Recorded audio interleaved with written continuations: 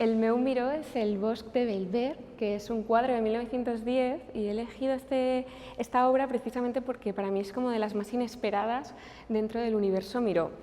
Es un cuadro que él realiza con 17 años y me parece muy bonito porque ahí empezamos a ver ya cuáles son sus referentes. O sea, claramente con estos colores vemos una influencia fauvista de esos referentes que él tiene en ese momento, como es Matisse, que él no sabe que años después será un gran amigo.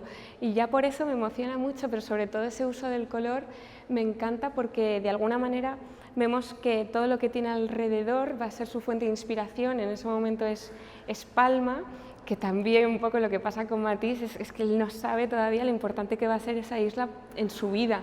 Y ese color lo empieza ya a trabajar de una forma muy especial. El fauvismo al final se caracteriza por ese uso del color de una manera un poco provocativa, que ya se va a quedar para siempre en su obra.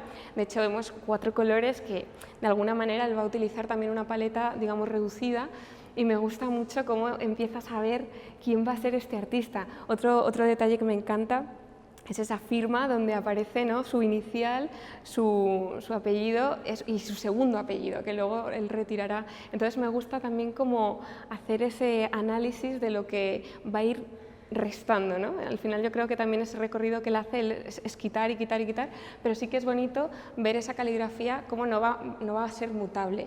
De alguna manera el Miró se queda tal y como lo encontramos ya con 17 años.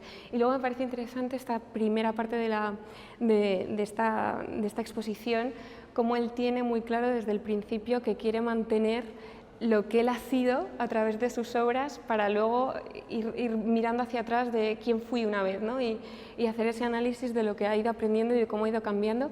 Y creo que eso es algo que pasa en pocos artistas, porque al final quieres que tu obra se venda y que salga del estudio, y Miró no, Miró quiere que se quede en casa y bueno, pues por eso es una de mis obras favoritas. No la conocía y desde luego ya se queda para siempre conmigo.